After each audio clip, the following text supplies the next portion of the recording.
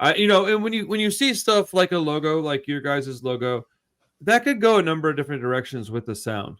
Yeah. And so when I first saw it, I was like, okay, cool. I hadn't heard of you guys, but I was like, clearly they know what I'm all about because you reached out. Now I'm remembering our conversation a little bit more. It's like, so it's one of those things where um, you just kind of never know what you're going to get. I was very, I don't know if pleasantly surprised is the right word. I was just kind of like, okay, what are we going to get? Oh, this is awesome. So yeah, man, good catchy hooks. I like the vocals too. The vocals are more of a high pitched, like Like yelly, like snotty. yeah, screamy vocals. I like it, man. I was listening to it today just to kind of get refreshed with the so I knew it was like street punk after I'd listened to it a couple times. That didn't my memory didn't fail me there, but I couldn't remember what the vocal sounded like.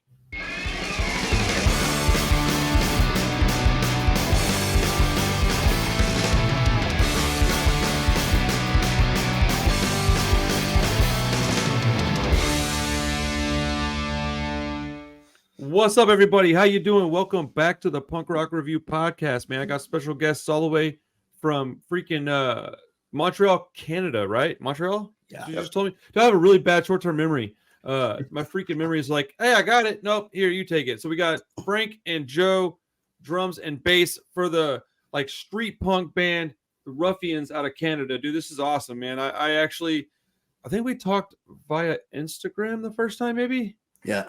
Did y'all hit me up or did I hit you up? I can't remember. I think I might have hit you up to do like a review of her album. That's what it was. That's what it was.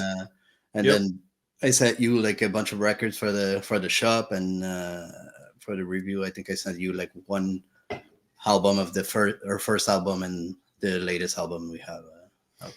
That's exactly what it was. Is you got in touch for like a review or whatever. Man, I did like a whole stream. I think I listened to the whole record. If I didn't, I will. It's like street punk music, man. A la The Unseen and The Casualties, early 2000s, 2005. It's that like pretty crisp, clean production, but that really snarly street punk sound. Got a little bit of like metal influence as far as guitar tone and stuff. I fucking love that kind of music. So and when you see stuff like a logo, like your guys' logo, that could go a number of different directions with the sound. Yeah. And so when I first saw it, I was like, okay, cool. I hadn't heard of you guys, but I was like, clearly they know what I'm all about because you reached out. Now I'm remembering our conversation a little bit more. It's like, so it's one of those things where you just kind of never know what you're going to get. I was very, I don't know if pleasantly surprised is the right word. I was just kind of like, okay, what are we going to get? Oh, this is fucking awesome. So yeah, man, good catchy hooks. I like the vocals too. The vocals are more of a high pitched, like yelly, like snotty. Yeah, screamy vocals. I like it, man. I was listening to it today just to kind of get refreshed with the so I knew it was like street punk after I'd listened to it a couple times. That didn't my memory didn't fail me there, but I couldn't remember what the vocal sounded like. And yeah, man. So what's up, fellas? How you guys doing? Pretty good. Yeah, good. Dude, hell yeah, man. Thank you for hanging out on the show today. This is fun. I love getting to know some of the new artists that are coming up, and this community is so like welcoming but tightly knit. Like if you get to know each other, it helps. It helps to know people, to talk to people, just I don't know, increase your number of people in your Rolodex, I guess is the way to put it. But yeah, of course. And like let's say for us, we're not like a full-time band. Like we have like jobs and stuff, and we've been around for like a pretty good amount of years. Like we started the band in 2003, 2004. So we've been around for a while, and since like the band was not a priority, like it was for a little bit, and then like we got like a bit older, and we kind of put the band aside for a couple of years, and we had some trouble with members, so we've been around but not that much, and so we released like a few things early 2000, and then we stopped for almost like 10 years. Like we didn't record anything. We did like a couple gigs, but it was like reunion shows, so we were not like completely dead, but like we didn't record anything. And so we've been around for a long time, but we're kind of like going back in the scene, trying to like we played some festival, we did some gigs, so we're back. But you're saying, like, I think it's useful to know people. We know people from back then. We already had a label, so they help us like Nice. getting back on track. So Hell yeah. Yeah, sometimes laying dormant is necessary. I mean, I took a very long break from punk rock as well. I was trying to get sober and get my mind clean, get healthy, you know, and that's good though. I'm glad that you I don't know how it happened, but I'm glad that you guys decided to keep the name, keep the logo, keep the back catalog, because you could jump in with a little bit of at least a little momentum, like a little push from behind, you know, the rear of the car, get you going a little bit, versus like starting over and being like, oh yeah, we've been doing this for a long time. Because I didn't know you'd been around that long. That's a long time. 20 years is a long ass time. Yeah, and we played like when we started, we played like with like all the bigger bands that were like that already had like labels and stuff. So we opened for like Cheap Sex, like Krum Bums. Yes. We played with like a Global Threat. Like it was in those years we were like very active in Montreal specifically because we were not like a full-time touring band. We did like a couple tours, but like around the East Coast, we never really left. Sure. So when we came back, actually, the reason why we came back is that we had another band. We started like something else for a couple of years, and we decided to do like a Europe tour for a new album.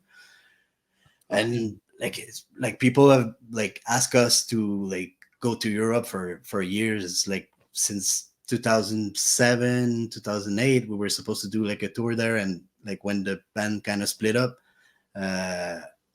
like our singer left, basically. The first singer left like around 2008.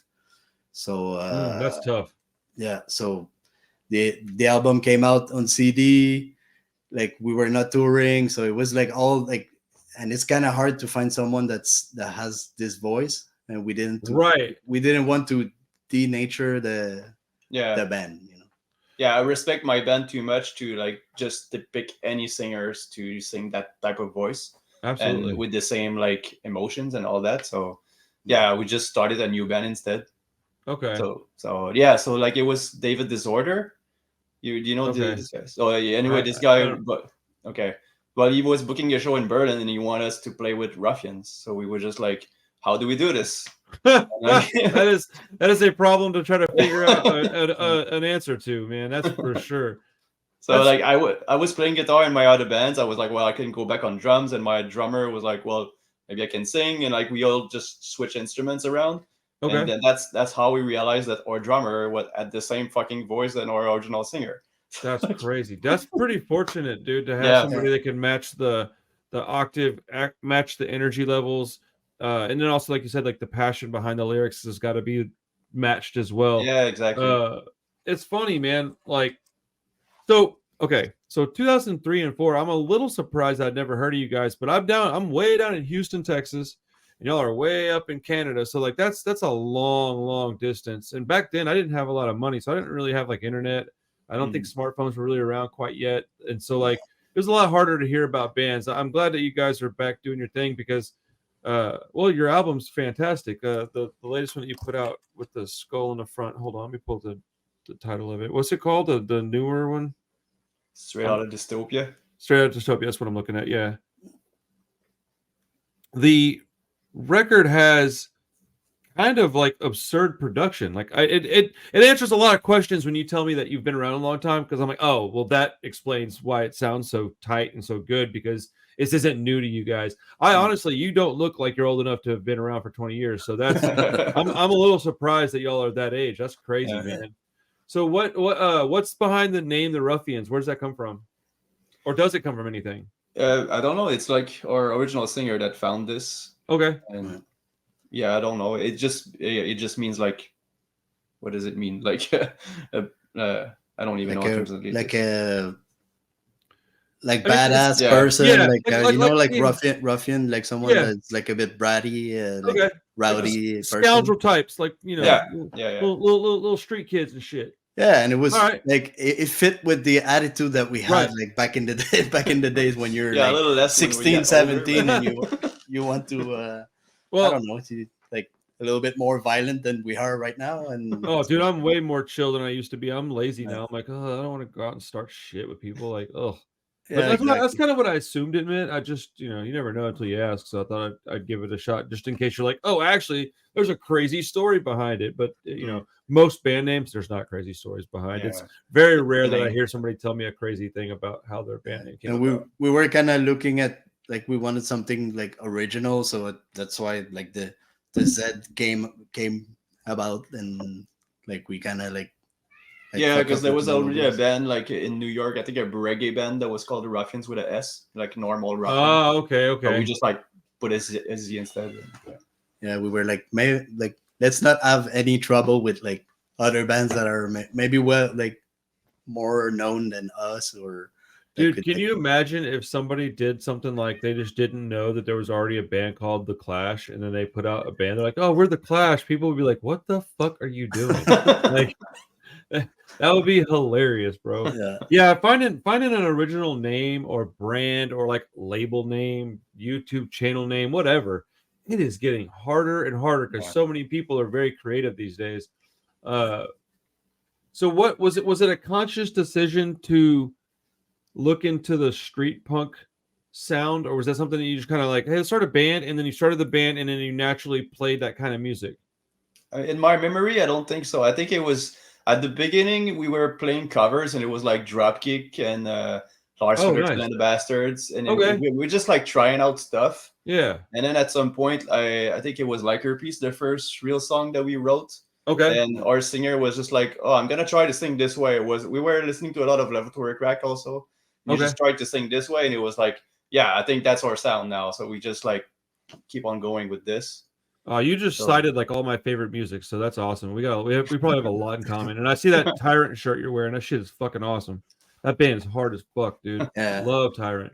Hell yeah, dude. That's awesome. Perfect mix of hardcore and oi. It really is, man. That band's great. I found them like, I don't know, maybe like a year and a half, 2 years ago. Not long. I don't know how long they've been around, but I haven't been listening to them for a super long time. But I was fortunate enough to get like a first press of their record with that on the cover. And then it kind of blew up, and then they did like other pressings with different colors. And I was like, "Ooh, I'm glad I got this early one because I'm kind of a record nerd like that." But I think they released like I think it was a demo, and then became like a 7-inch. And I discovered them because my good friend Will, he's actually from the US. He was playing in Born Dead. Hold on. He now lives in Denmark. Okay. And, nice. And like I have him on Facebook, and he posted, like, he always posts like his band and stuff, and I discovered it and I listened to it. I was like, wow, it's exactly like how I like my hardcore, like very like violent, like right. They sound very pissed off. Yeah, like very like, I don't know, it's a good mix of like American hardcore and oi, and I really love it. And so I hit him up. I'm like, guys, if you have like a record, a T-shirt, can you send me some stuff? And he sent me like the T-shirt, the record, and I think they did their first show this year. They never played before. Really? Yeah. I think they played at I can't remember. There's a like Oi festival in France, I think, and I think that was their first show. Wait, was that recent? Yeah, it's not too long ago. I think it was maybe this summer or beginning of the summer or something like that. I think some friends of mine played at that. Do you know who Bullshit Detector or Liberty and Justice are? Yeah. Yeah, those are my homies, dude. Like, oi ska band from but not Bullshit Detector, but Liberty and Justice. Liberty and Justice. Like ska reggae. A couple good ska songs, dude. Yeah, they're like a straight up like oi to the bone, man. Those dudes are I love them. I've known those guys a long time. Those are some very close friends of mine. I'm working with Bullshit Detector on my label, putting some stuff out here like real soon. I've got a couple of 7-inches we're fixing to drop. So nice. Those are the homies. I think they played that fest you're talking about though. That's pretty crazy. Yeah, I think it's called Bal Devoe. I think it's the guy from Rix and Lion's Law organizing this festival. I think so. I'm not 100% sure this is the fest, but I'm like maybe. Bro, what's up with Rix, dude? That band's fucking badass. Rix, golly, they're good, dude. There's so much good music out right now. It's a really great time for you guys to come out and like put out a record like this because you should be able to do something with it, man. There's a lot of like, I think we're hitting like another little bubble. I don't know that it'll ever be like the 90s. I kind of hope it doesn't, but I hope it gets enough to where people can make some money and like make a living on it. But the 90s were a little bit rough, man, because everything was getting called punk. I mean, the fucking fact that they call Avril Lavigne punk to me is it's just I don't get it. Like I'm not trying to even be mean. Like I just don't understand it. But like, but she also called herself punk. that's the craziest thing about it, in my opinion. This shit stresses me out, bro. I'm an old man. I'm an old gatekeeper type, I guess. I don't know. This shit drives me nuts. But I do hope that there's a bubble that's big enough for bands like y'all to make a little bit of money. It'd be nice to be able to go tour or whatever. And I do know that I talk to a lot of bands, like a lot now that I'm doing this. And one common thread is that everybody still has a job now. It's weird. It's just different than it used to be. Like as an example, Ryan from Liberty and Justice, he owns a barbershop. He does that full time still for the most part. And then they go out for like a week here, maybe a weekend, maybe every year they'll do like a 2-week thing. But like once, that's it, once a year. But it's typically like a week here, 3 or 4 or 5 days there. It's probably, honestly, it's like it's gonna have pros and cons like anything, because you'll be able to take care of your bills and stuff without much worry. But damn, dude, scheduling stuff like that, it's got to be a hassle. Yeah, you have like 5 guys with like a full-time job trying to like squeeze everything. Like I'm talking for us, but for us, we all have girlfriend. We all have like full-time job, and we're trying to work around that. And like we're trying also to do like a couple shows, so it's worth going somewhere. Right. Like last year, we managed to go like almost 2 weeks in Europe. And nice, like, dude. Hell yeah. How'd that go? It was amazing. And like we booked everything ourselves. So we went there with the album. We put we're like really DIY and almost everything we do. So we recorded the whole album ourselves, and we had some friends that did like the mixing and the mastering. Okay. We pressed. I team up with Maniac Attack Records in Germany. Okay. And we put like the Europe part of the album. So we split it, like we did it ourselves, and with the help of the label there. And yeah, we put it out. Everything was on time. We booked a tour ourselves. That's awesome. We rented a van. We even drove the van ourselves. So we did like everything DIY. We didn't like ask for any like booking companies or anything. So that ultimately like drops your overhead, which makes it a little more like accessible. Like it makes it a more realistic goal. If you can go, hey, look, we don't need to go ahead. We don't have to pay a driver. We don't have to pay a merch guy. We don't have to pay a booking agency or a manager. Let's just do it ourselves. It's more work, but it becomes more accessible to you. It's within reach to go and tour all the time if you can do that. When I started doing all this stuff I'm doing now, I don't play music, but I do a lot of the same things. I press records. I have the channel. I schedule interviews. I just do it all myself. I edit everything. I started to learn how to edit. It's a pain in the ass, but it ultimately ends up being kind of a badge of honor, because you can tell people like, yeah, I didn't have to ask anybody for anything. I just did what I wanted to. And that's pretty amazing. Yeah, and you don't really depend on anyone. So you just like, I think that's the cool thing about it. It's just like we decide to take a day off. We take a day off, and we don't like we decide that okay, we're gonna pay the van for a day off because we can afford it. And also I think like it's a good thing maybe to have someone book everything for you, because we both have we all have like full-time job, but also there's a satisfaction of like having the community help you like get to make contact with people. And like because that's pretty much, I did pretty much all the booking. So I had already contacts in Europe from people that came to play in Canada that got introduced to me. So it's very like a connection thing, like you were saying at the beginning. And I think punk is a big community and everyone help each other. So like when I reach to someone, I'm like, I'm trying to book this tour, and it's like, I have a friend in this city. I can like just pass you the contact and you can write to him. So that's how like I built the tour. And like, but I've been doing this for a long time. I helped like band for years in Montreal. I drove band. I I put some record on my label. Nice. So I know how to to go around there, but I'm not a booking agency. I don't have It's a list funny of contact. too. Well, like your skills as you're getting older, like you know how to do a lot of stuff. Like if you just started writing down all the stuff that you know how to do, you'd fill up a few sheets of paper. I think you would impress people by your skills of living life and doing all this stuff. It wouldn't be necessarily a bad thing to have some help, but it's nice to be able to depend on yourself. You know, it really makes it when there's an issue and you only have to look in the mirror to find the answer. It's pretty nice. Like, you know, having to call people and then you get lied to, or they don't remember something correctly, or they don't answer the phone. You know, there's all kinds of shit that could happen if you're doing it yourself. But you know, there are pros and cons to everything. How's the reception to the record been? When did it come out? It came out at least a few months ago now, right? Yeah, it came out in last year actually. So it's been a bit more than a year. So we put it out like just before the tour last year in June, I think. June. Yeah, June. Yeah. And it's been good. Like there was a bit of pressure. I won't lie. Like we put an album out like in 2008, and so people like got into her band listening to this album, and we didn't put anything out for like almost 15 years.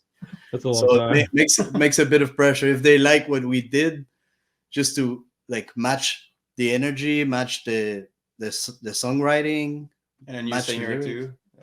Yeah. Right. Maybe Frank can talk a bit more about like the way we were trying to be like, I don't know, original, but at the same time have our own sound. Yeah, it's a fine line to walk. It's like you know, like we evolved a lot in 15 years, but at the same time, we are the same band, and we like, I know that a lot of people loved our first album, so I didn't want to disappoint people. But at the same time, it's like we're not doing it for anyone else. We're doing it for ourselves. Like we just want to enjoy what we do. But I think it worked well. Like we just wrote the way it just came out, and it just like, I don't know, I think just me being back on drums and Charles being back on guitar, like our sound is still the same. We play the same way, and it's just, yeah, we didn't have to fake anything, you know. It was pretty natural. I feel like we just like, maybe I think the lyrics are more mature. Yeah. But because that'll happen in 15 years though. Yeah, you have like a different life experience. So I guess like lyrically it's a lot more mature than what we used to sing. But I think we've kind of found like the sound that we wanted. And also I think it's like technically, like musically, like it's a bit more evolved. Like you said, there's a bit of metal, but I think we're a couple guys that like a metal band. So like, so it's a mix. Like I wouldn't define, like, let's say if I would put the other album aside, maybe the story that like we had like Mohawk studs and stuff, and like it was like that in the 2000, and it's the image that was like that came with the music that we were playing around that time. So I think if we isolate the new album, you can call it like hardcore punk. Like maybe we're a bit like further from street punk, but we still. I don't know. I thought it sounded like exactly what I would want a street punk record to sound like. I was incredibly happy. But that's what we wanted. So so I guess like that's what we wanted, and that's what came out naturally. So we're pretty. I think everyone in the band is like stoked how it came out, and the reception was super good too. So. Dude, yeah, you should be very proud of this record. You know, it's one of the things I like about talking with people is that let's just say like some band hits me up. I'll just use you guys as an example. So you hit me up. I listened to a few songs. I did some of it on the stream, and I might have done a whole album stream even. I can't really remember. And I liked it. I remember liking it a lot, or I wouldn't have said I did, because I just don't care enough to lie to people. I think that's kind of stupid. If you don't like something, it's okay. Everybody's not going to like everything. So, but I do have a lot of music going in and out of my rotation with what I do. So it's hard for me to like get a lot of time with a record. And I love talking with bands, because once I get to know the people, it's for whatever reason my brain just switches on to like, oh no, I need to pay more attention to that record. So I'm gonna be like, oh, I want to listen to this more now.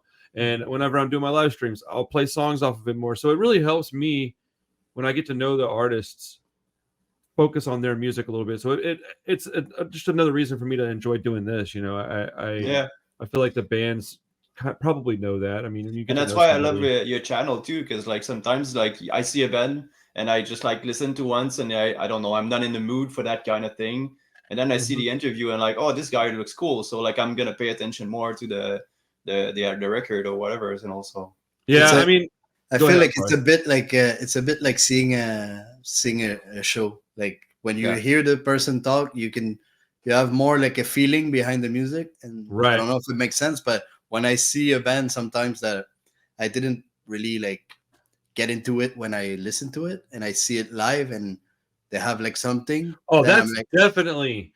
So I feel like hearing like information about the band, or just like putting like a face or like a mood behind the band also 100%. Helps into getting into bands. I feel. Yeah, no, it definitely helps, man. It's hearing a band play live will almost always make you think a little different of them. Yeah, it's bad or good. Sometimes that's not always positive.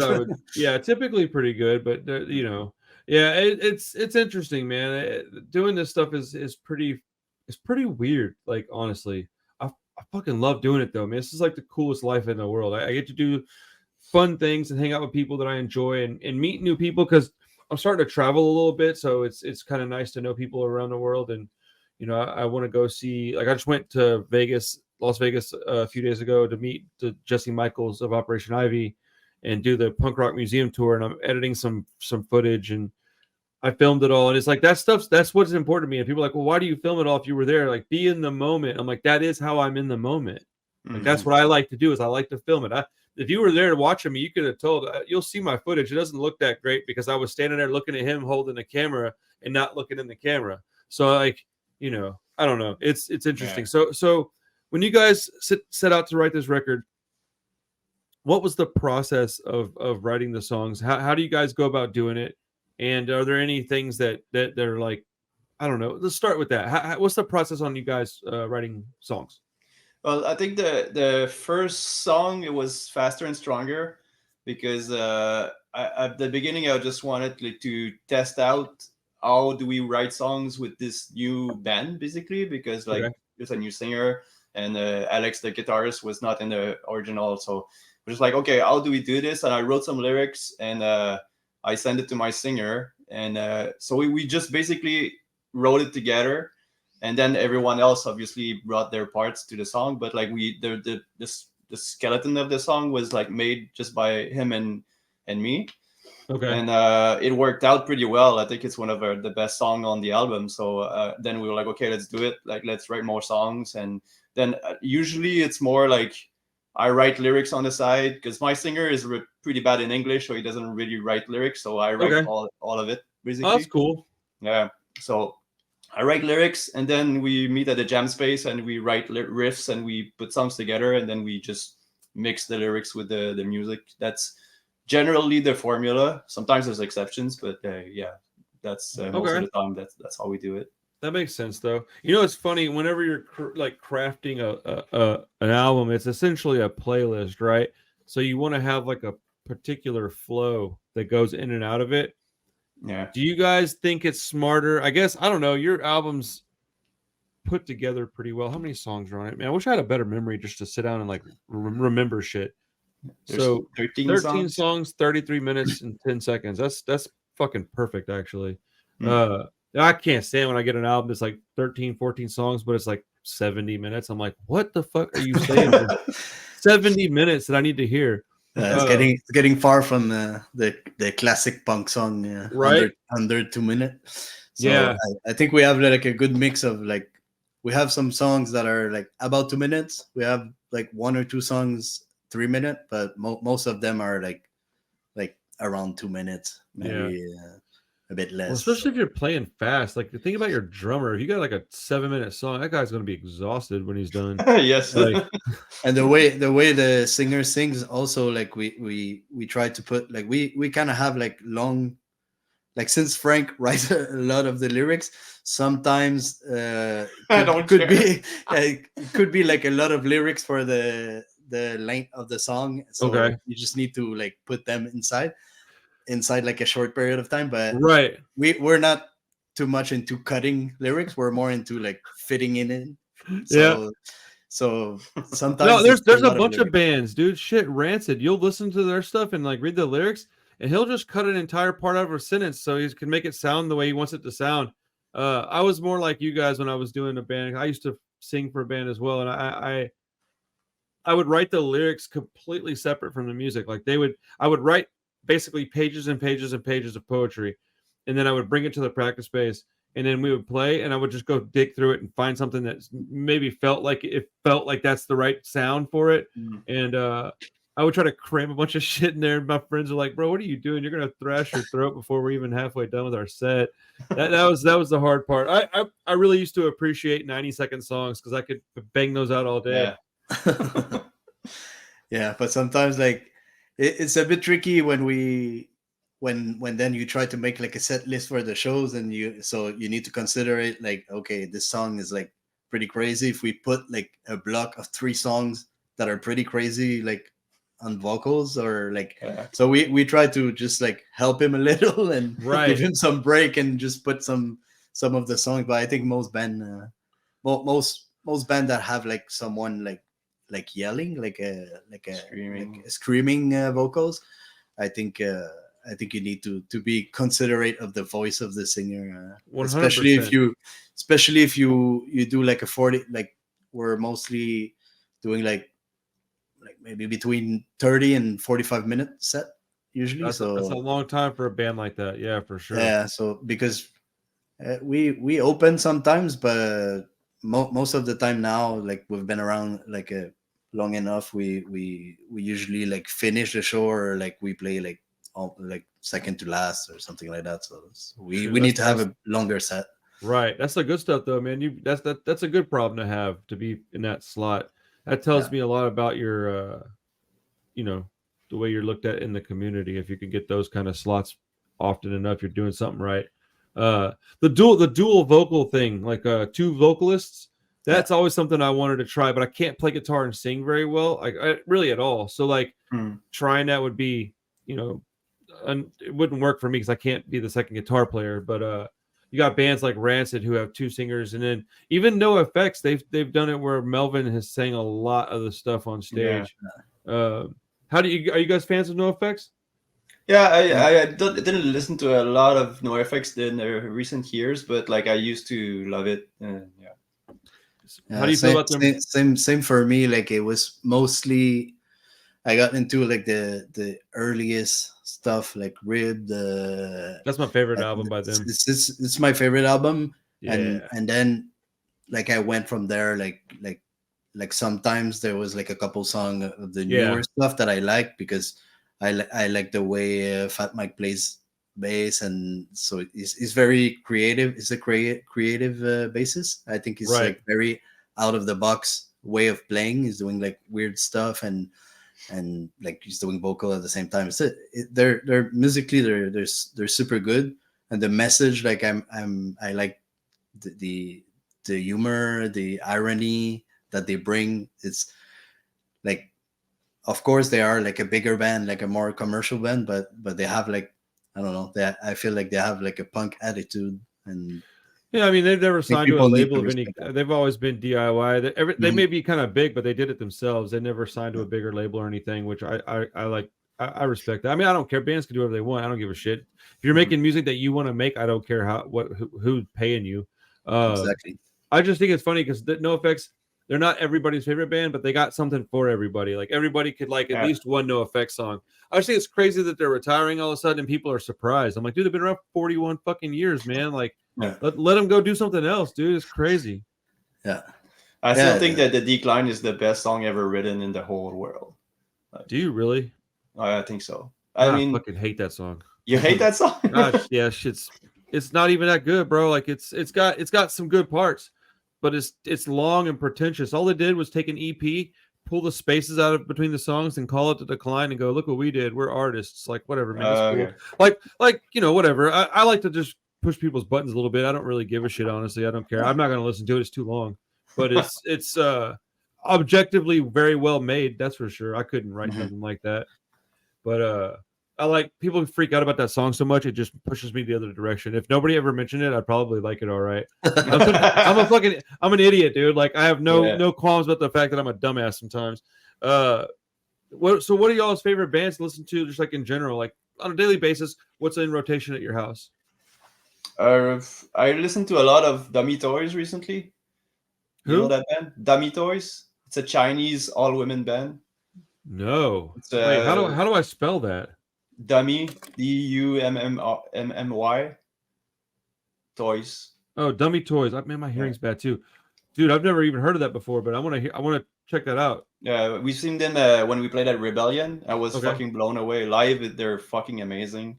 Nice. And I really like this band. And I think they haven't toured like in the US or Canada yet. They did like a couple, like one or two tours in Europe. Okay. And they played the same year that we played Rebellion. They played also that year, and we saw them there. And we were like, we didn't play with them, but we were crossing paths during the tour, so we were seeing their flyers, and so we were like following them, and that's how we discovered them. It's pretty tight band. Very nice. Very good. I'll check them out. Anybody else that you're listening to? I don't know. What are some of the classics that you like? What are some of the ones you for me? I'm into to? like Norwegian band lately. Like I'm a big fan of Turbo Negro. But fuck yeah, it's one of my favorite band. And like lately, I've been listening to. I don't know if you know them. It's called The Good, the Bad, and the Zugly. It's I think it's the singer of Kvelertak. Like it's a bigger like a metal band, also from Norway, and it's the singer. But what they're doing is more like I don't know. It's a weird vibe. It's like mixing punk with Comeback Kid, like hardcore. Shit. So they have like awesome. They have like very like they have Turbo Negro influence. They have Comeback Kid influence and very punk also, and they have. Like I've discovered them like maybe a year or 2 years ago, and they have like three album, I think, and a bunch of EPs. I never heard of them before. That's awesome. It's an amazing band. The songwriting, like everything's super catchy. I love that band, and it's been rotating a lot. They put out a new album this year, and it's super good. Dude, you gotta love when you find a new band and then you go back and it's not just like 3 songs. It's like a catalog of music. You're like, I get to go back and discover all of this. That shit is awesome. Yeah, and I've talked to some people that saw them live, and they told me, dude, you have to see them live. They're super good. They're super nice guys. So I wrote this stuff down. I want to check this out. That's awesome. So with the Ruffianz, what are you guys trying to accomplish? So that record's a little older than I thought. I don't know why I thought it came out this year. So it's been out a year. What are the plans for the next like 12 months or so? Let's say about another year from now. What are you trying to do? Another EP, a record, a single, a 7-inch, a tape, or nothing? You want to tour? What are you trying to do? Yeah, I think the plan was like let's try to write more songs, but now our singer moved to another city, so it's more complicated. So we wanted maybe to tour next year, but like we want to write maybe an EP before. So like let's see if we can like have the inspiration and the time to do this first, and then we'll figure it out. But yeah, that's the plans for now. So we have a few lyrics written already. We just need to get together and put it all together. So the writing process started, and like in the shorter time frame, we're doing one last show this year. We're gonna play in Philly. Nice. Yeah, we're playing with Cheap Sex on November 1st. Yeah, good shit. It should be like there's a couple band from the West Coast, I guess. Like I don't know if you can call it West Coast, but I think Virus are from around Philly. But I think on that weekend, I don't know if you know Jason from Hostile city council, Oi. city Oi council. I don't think It's so. No. he's booking show in the Philly area, and he Okay. always brings like super good concert. And he's booking this weekender where there's like a bunch of good bands. There's Cheap Sex on the Friday. I think there's us. There's the FUs, like Okay. the band from the 80s. Yeah. On the Saturday, I think it's Lower Class Brats, The Virus, Collaps from Germany, Yeah. and Impact Driver. So there's a bunch of Bro, that's gonna be bands. fun. It's a great weekend. So that's what's in the horizon for us. Like in 2 weeks, we're playing this gig. Should be That's really amazing, fun. dude. Yeah. And people listening, if you're in the East Coast area, like you check out what Jason's doing. He's booking like great shows and great. He's bringing a lot of good bands to this Dude, area. that's amazing. Any links that you want to send them to me, and I'll make sure they get put in the description for people to like click on and find whatever information you want them to find. That's amazing, dude. Yeah, we're doing a thing down here in December. I'm not playing it. I'm going to go film it, but it's called the Winter Weekender. And you know who Mike McLogan is? Street Dogs and the original Dropkick Murphy singer. Okay, yeah. Dude, he's got a new little thing going called Mike McLogan and the Bomb Squad, and they're playing, and they're only doing, I think, 1 or 2 days of this. One of them is in Houston, and they're playing Dropkick Murphy's Do or Die all the way through. Nice. Bro, that's an album that I grew up, like, that cut my teeth on that record. That shit, when I found that out, I was like, what is happening? So I can't wait to go do that, man. Other than that, there's a couple of local shows I'm interested in checking out, but nothing too big at this point. I'd spent all my money already going and doing other stuff. I took my kids to see Green Day and Rancid because my kids were pretty young and they're starting to get into music, and I was just so happy that they wanted to see Rancid. And I was like, y'all want to go for Green Day? And they're like, no, we want to go for Rancid. And I was like, fuck yeah, dude, high five. Like, no problems with Green Day. We stayed and watched them too, man. They were great. But like, I was just stoked because Rancid's my favorite. So I was like, that's awesome, dude. Yeah, my kids are not really into punk at all. How old are your kiddos? 19 and 17. You got a fucking 19-year-old? Yeah, he's taller, like that tall. Yeah, my kid's 11 and he's already 5'5" almost. I'm like, yo, what the fuck are you doing? Like, chill, bro. Man, how old are you, bro? You look like you're 30. I'm 42. I'm 42 as well. That's crazy, bro. You look like you're way younger than me. Holy shit. Whatever you're doing, I need to do that. Golly. Bro, I am shocked that you're that age, dude. Like, I'm flabbergasted. Both of y'all look like fucking like 20-year-olds, dude. Thanks. We'll take it. Yeah. Dude, That's awesome. not how I feel, but Yeah. I'll Bro, take it. My knees, dude. My knees hurt so bad from just skateboarding and being in, been bands and touring, picking up stuff, getting on the ground and fixing shit, and like just a life of blue collar living, Yeah. What do you guys do outside of music? I'm an animator in animated movies. So. What, dude? That's awesome. Yeah, that's fun. Dude, what do you do? Me, I worked for like 15 years for events and festivals and stuff like that. Like That's fun too. Shit. Yeah, it's cool. And I worked like in the past 5 years. I worked on like project for public spaces, and so a consultant for construction of new public spaces. That's cool, man. Downtown Montreal. Dude, I'm animated. That was not what I thought you were going to say. I didn't know what the. And dude. He did some amazing movies too. Like yeah. What have you worked on? Anything that I would know? You see the most recent Teenage Mutant Ninja Turtles? I did. So I worked on that one. The stop motion one. It's super cool. Yeah, I used to work at a theater, so I watched a lot of movies. Like I'm a big horror movie guy too. So like. I literally did a whole hour podcast on Terrifier 3 for this channel, which doesn't really fit, but I don't give a shit. I love that movie. So yeah, the one with Seth Rogen and all that, and Ice that's Cube. Crazy, dude. Yeah, my that kids was like the best. Love that movie. That's the best ever movie I ever worked on. It was like a great experience, great team. Everything from all the way through was perfect, and I wish every project was like that. So. That's pretty rad, bro. I'm happy that you get to do something cool like that. That's fucking rad.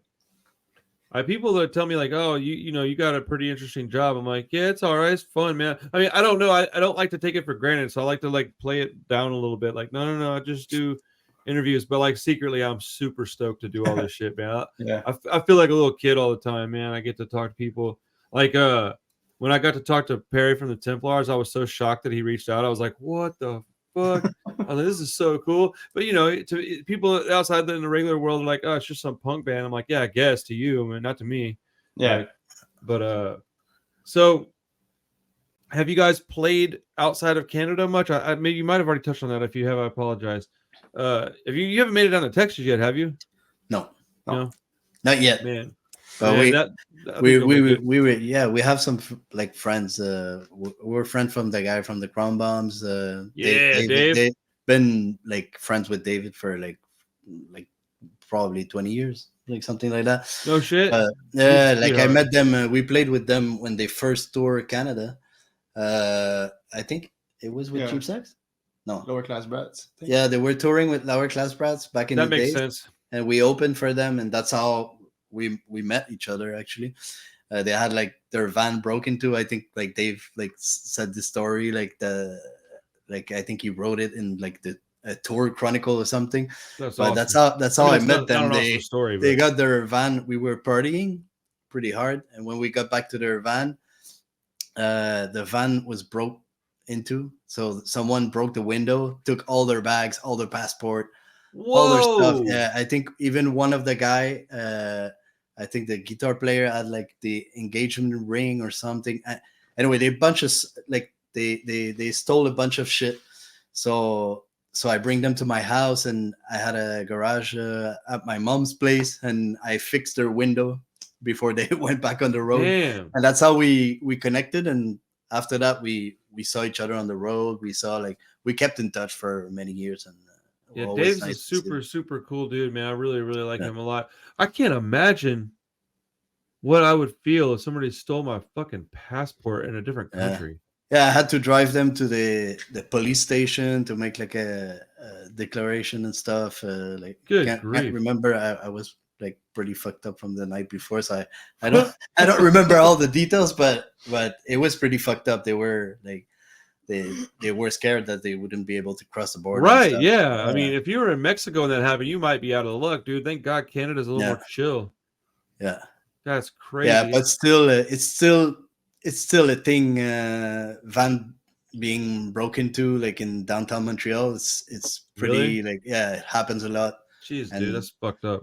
I even saw like some people that got the whole trailer stolen. Like they just fucking removed the trailer. They left with the trailer with all the gear and merch and stuff. And I don't know how to react to that. That's fucking insane. Like, dude, if I caught somebody stealing a trailer, even if it wasn't my trailer, I might have to fight that person. Like, sorry, dude. Like, that's insane. A whole fucking trailer. Like, can you imagine coming outside, your shit's just gone, and you're like, "There's no way this is really happening right now." Like, I don't. Where did I put this trailer? Right, dude. For real, you're like, how much did I drink last night? I can't find our whole ass trailer. You're like, oh, there it goes. Somebody else is driving away with it. What the fuck, dude? One night I went. I used to own a comic book shop, and I had a backpack, and I was taking some I don't know if you know anything about comic books, but I had graded like expensive key issue comic books, probably like $3,000, and like 2 or 3 different comics total, right? In my backpack, they're wrapped up in bubble wrap, and I think I was selling them, and I was gonna ship them or something. And I had my kids' Nintendo Switch, I had a few games, and then I had like my deposit from that day's work. So I had like another $1,000 cash in my car. It was in like underneath my front seat. Or no, it was in my back seat, underneath my front seat from the back seat, right? And so I'm sitting in a restaurant, and if the window is right next to me, my car wasn't 10 feet from where I was sitting. And I still didn't realize that somebody ran up, hit the front window to break it. It wouldn't break. So they hit the front window. It wouldn't break. So they broke out the back window. So they cracked my front one and then blew out my back window, took my backpack. And then the guy next to me just happened to be my best friend, did the same shit to his car. It's a weird feeling when you get stuff stolen from you, man. It's like a violation. Like you feel fucked up about it. Yeah. Yeah, it happened like one time when I was in school, I just came back to my car and there was like a tree branch in like in the window, so like they could open, and like they didn't. No one took anything. They just took all my stuff. I had my baby seats of when my kids were really young, all out on the floor. It was raining. All my CDs were on the floor, but no one took anything. It's just like, bro, why? what's wrong with people? It's just like crackheads looking for like a bit of change or something they can sell or flip real quick. So yeah, I've seen people do some wild shit for drugs, man. Yeah, that's a conversation we probably don't need to have right now. But I've done some wild shit for drugs. Like, not I wasn't breaking into cars and stuff, but I definitely jumped off a 3-story roof for $20 once. That was not a good idea. Like, that shit was not smart. Do not do it, kids. Okay. Nope. All right. So I want to know, out of all the places that you guys have played, I still got a few minutes to hang out if you guys do. Where has been the most fun that you've played, and where would you like to play the most? I think Berlin is the best. Like I can't see any other place than Berlin. Montreal is fun too, but Berlin is like something else. Yeah, Berlin's next level. Especially the first show ever that we did there was pretty crazy. It was like a big venue, and there was other like bigger bands, and it was with Monster Squad. Oh shit! What Nice. was the lineup? Monster Squad, Acides, Call the Cops, Demerit. Yeah, it was like it was a festival, and it was part of our other band tour. We decided we did like a one-off show in Berlin, and there was like maybe 700 800 people, like punks coming from everywhere: Russia, Poland, Czechia, Slovenia, like Italy, France, and people were like, we came, like we never thought we would see you guys, and we're so happy that you guys are part of this lineup. And for us, we were completely disconnected from the band for a long time. Like sometimes you receive some message on, like, back in the days was MySpace, but now it's Facebook, Instagram, and people are like, I want to see you in my city, but like in my head, it's just like, it's one person in Germany wants to see us, and so when they reach us, like, you guys want to play this festival, I'm like, that's a pretty big show. Like, we were actually like a bit like nervous. We were like, that's a big lineup. Like, I don't see how we we fit, and we actually never put out anything in 20 years, but we played, and everyone was crazy. Everyone was singing our song. We had like, that's awesome. Yeah, I look at the guys after, I'm like, dude, we need to do something about it. Yeah. Right? You got to do more stuff, man. You got to and I think that's alive. Yeah, and I think that's what light the fire back again. Yeah. When we came back, we were like, I think we absolutely need to release a new album. That was fun, right? It's like when people sing your own songs, like that's why you do it. Like, I don't do it for anything else than this, like connecting with people. Yeah, especially when it's like completely other continent. You never been there. Yeah, for real. Like, you never been there. You never like you think there's like maybe 5 people knowing your band, like there, and you show up to a show, like it's a full, like it's a pretty epic venue too. It's SO36 in Berlin. It's a big venue. That's crazy. It's like the CBGBs of Berlin, in my opinion. That's awesome. Come on, CBGBs of Berlin. That's awesome. Yeah. I was gonna ask you what got y'all started back up and made you want to do another record, but if it was that makes sense to go play a show. You haven't done, the band's been kind of dormant for a while. And you show up and you do something, and it's just this really great experience. That's pretty awesome, man. Yeah. That's so badass, thanks dude. to David. He now lives in the US. He's in Wyoming, but shout out David. Yeah, he's a German punk, and nice. We've been in touch for many years, and he managed to get us on that show, and I think that's the reason why we're still playing with that band.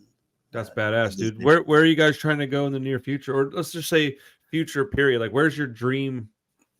We were talking about Japan, like we have our friends from Guild Spiky Jackets that are there right now, and I'm just like, shit, I want to go now.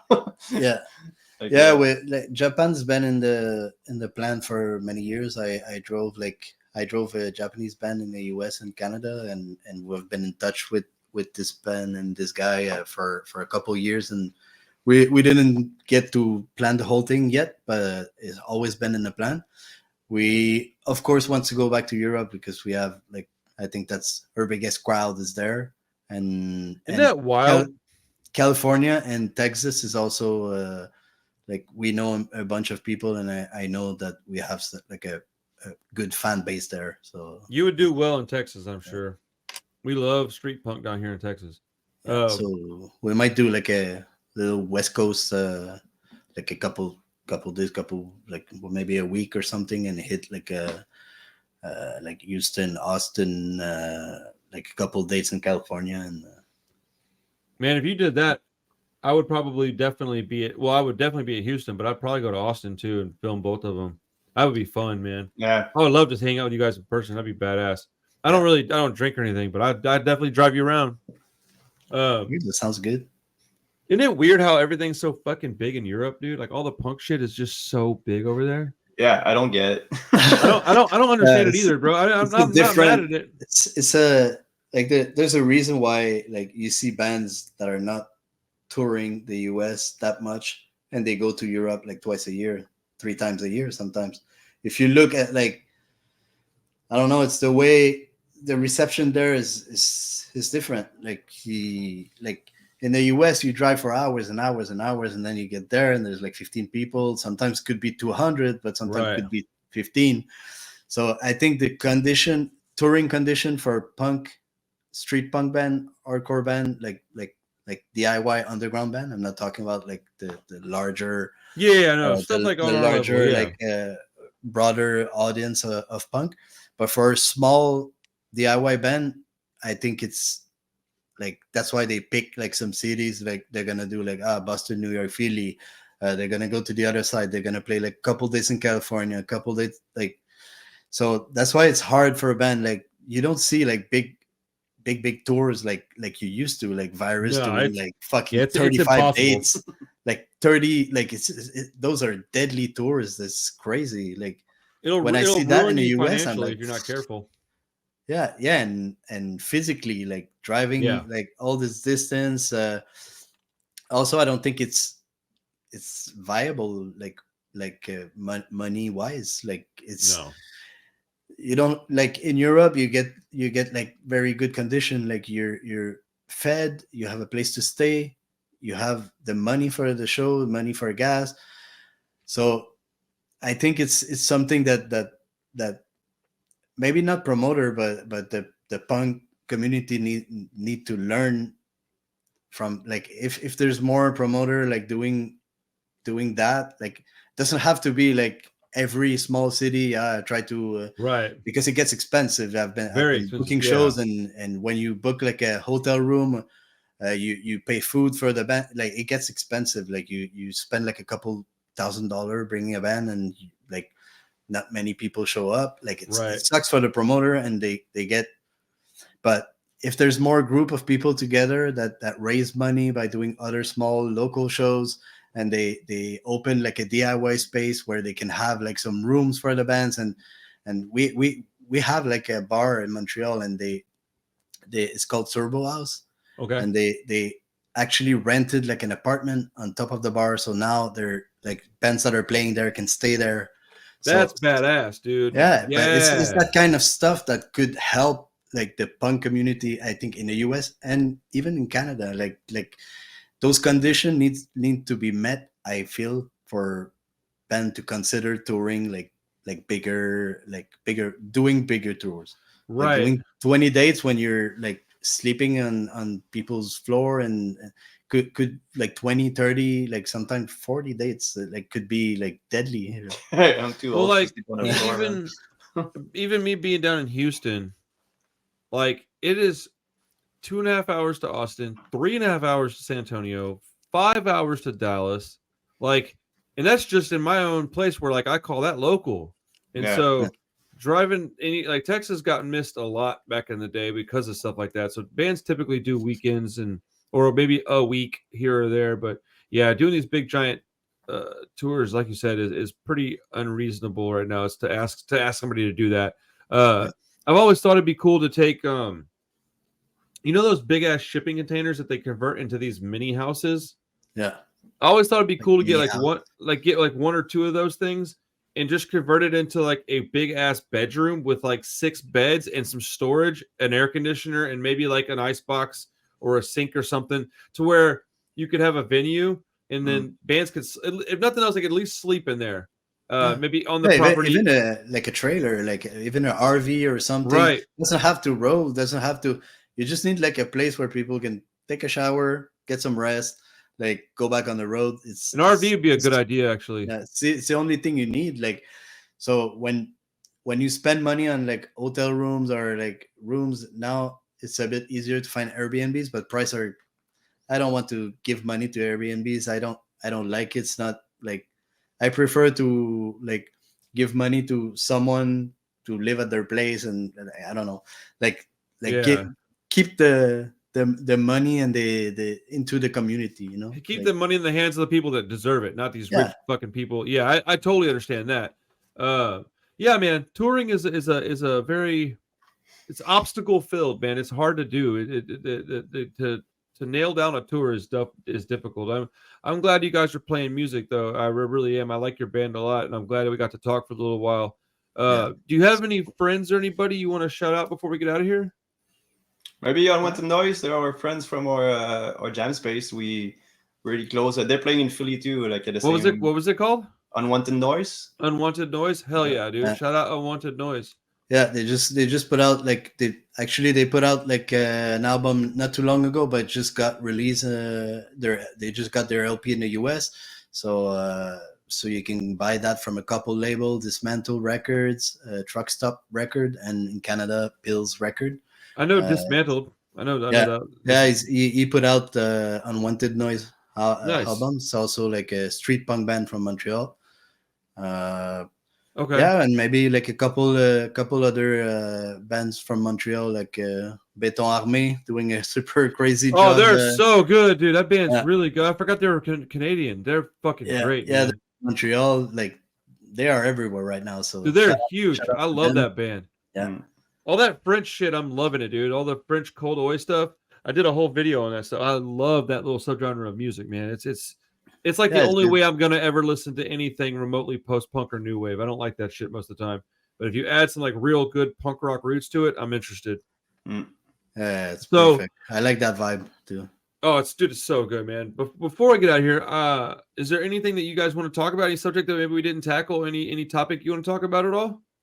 I don't know. I didn't have anything in mind coming here, so it's a casual talk. Yeah, it's just an organic conversation, man. I just wanted to make sure and ask. I didn't want to bounce out of here in case you had something you needed to say, dude. Anytime you guys want to come on here and talk with me, shoot me a message. I'm trying to do this full time now, so the more the merrier.